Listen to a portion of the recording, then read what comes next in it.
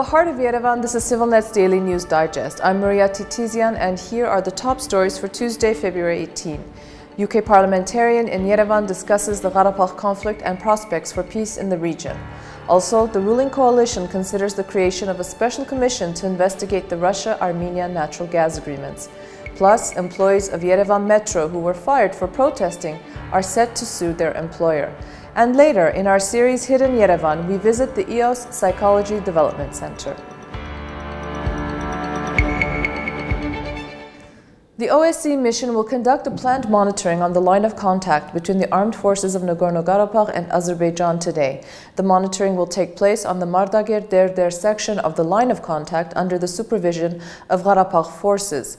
It will be conducted by Yevgeny Sharov of Ukraine and Christo Christov of Bulgaria, field assistants of Andrzej Kasperczyk, the personal representative of the OSCE chairman in office. NKR authorities have expressed their readiness to assist in conducting the monitoring and to ensure the security of the OSCE mission members. Stephen Pound, a member of the UK Parliament, secured a debate in the House of Commons about the Karabakh conflict on February 11. In his speech, Mr. Pound provided a historical overview of the conflict. He raised concerns over the recent ceasefire violations on the line of contact and spoke about the upcoming centennial of the Armenian genocide in 2015. He came to our studios yesterday for an interview.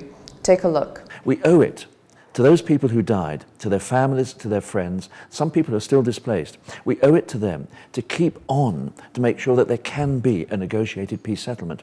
I cannot believe that it is beyond the wit of man and woman to actually achieve this peace, because ultimately the people who are suffering are the people who love Artsakh, who love Nagorno-Karabakh, and I can't believe that's in anybody's interest. But to watch the full interview, you can follow the link on your screen. The Speaker of the National Assembly, Hovig Abramyan, held consultations with factions in Parliament yesterday. During their meeting, the ruling coalition submitted a draft decision to form an ad hoc parliamentary committee to look into the controversial Russian-Armenian natural gas agreements that were ratified in December 2013 after Armenia incurred a $300 million debt because of secret subsidies for consumers of natural gas. This move comes after the same proposal by the opposition forces was struck down earlier this month in Parliament by the members of the ruling regime. It is not yet clear if this special commission will materialize following this apparent U-turn in the ruling coalition's position to investigate the matter. As we reported yesterday, 3 employees of Yerevan Metro were fired, allegedly for taking part in anti-pension demonstrations last week. At a press conference over the weekend, the 3 employees said that they believe they were fired for demanding that pension deductions from their wages not be made. They are set to sue their former employer for unlawful dismissal. Officials of Yerevan Metro insist that their dismissal had nothing to do with their involvement in the demonstration. The 3 men have retained a lawyer and will be filing the suit in the coming days. They have refused to give any further public statements on their attorney's advice.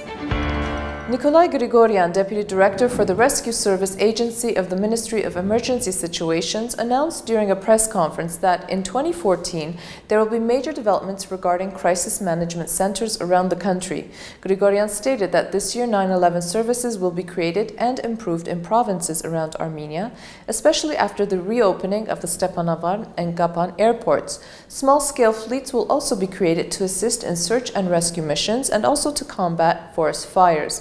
Additionally, this year, the Armenian-Russian Rescue and Humanitarian Center will open. The Russian Federation has donated approximately $12 million worth of vital equipment, such as vehicles and helicopters. Grigoryan stated that there were 493 cases of emergency situations and 61 fatalities in the country. The majority of these cases were caused by human error. Karabakh war veterans who for months held rallies in Yerevan's Liberty Square demanding improvement of their pensions and quality of life, and who were also calling for regime change in the country, announced that they will take part in the rally scheduled for March 1. Suren Sarkisyan, the chair of the Veteran Battlefield Commanders Union, made the announcement yesterday and said, "They fired at our people that day, and freedom fighters are sons of this people, so we are not going to forgive any of the shooters."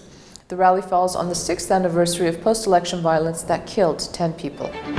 Vano Merabishvili, the former Georgian Prime Minister and Interior Minister, has been found guilty of criminal charges in 2 separate cases and sentenced to 5 years in jail. Merabishvili is the current Secretary General of the United National Movement Party, the main opposition force in the country.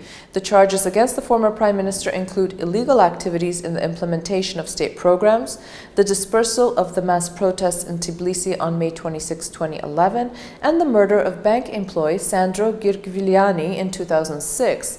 Former Healthcare Minister Zurab Chiabarashvili, a co-defendant with Merabishvili in one of the cases, was found guilty for neglect of official duty and was fined 50,000 Georgian laris. Defense lawyers have said that they will appeal the verdict. The United National Movement Party has called the charges and verdict as politically motivated. Giga Bokeria of the United National Movement said, "It is obvious that the judge failed to withstand pressure from the government."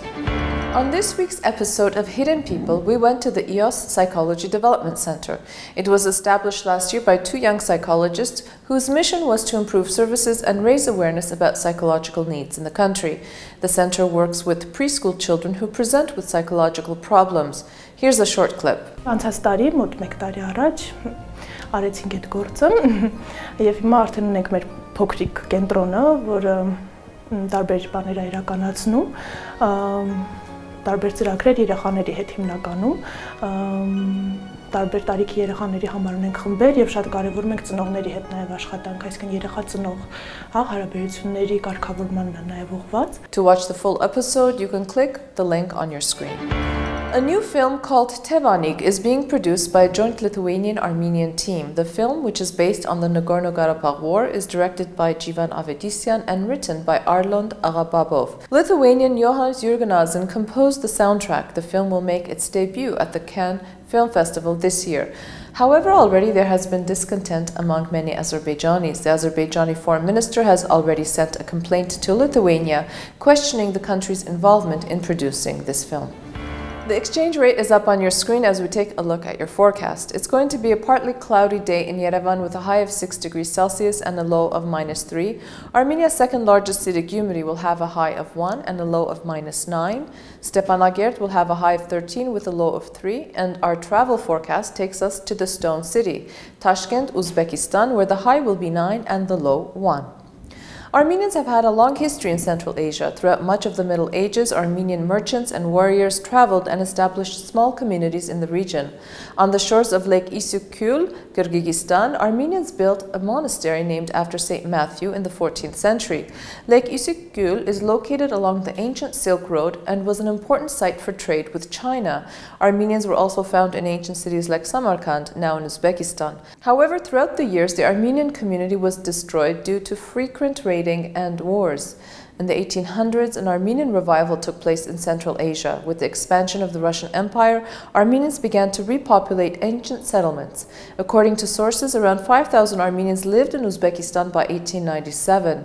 During and after the Armenian genocide, that number grew to over 25,000, as Western Armenians relocating into the Russian Empire fled to Uzbekistan because of their fluency and common knowledge of the Turkish language. Because of their sizable population, Armenians were influential in the country's development. Armenians were extensively involved in trade, commerce, science, and culture. The largest salt mine in the region was owned by an Armenian by the name of Der Hovanesov. Agricultural improvements were also accredited to some Armenian pioneers. Tamara Bedrosyan led the Uzbekistan National Dance Troupe. During the Soviet Union, some estimates placed the Armenian population near 500,000. Today, around 70,000 Armenians live in Uzbekistan, mainly in Tashkent and Samarkand. And that is our digest for this Tuesday, February 18. We leave you today with Tamara Bedrosyan performing a Russian folk song, Girlfriends, Girlfriends. Thanks for watching, and we will see you back here tomorrow.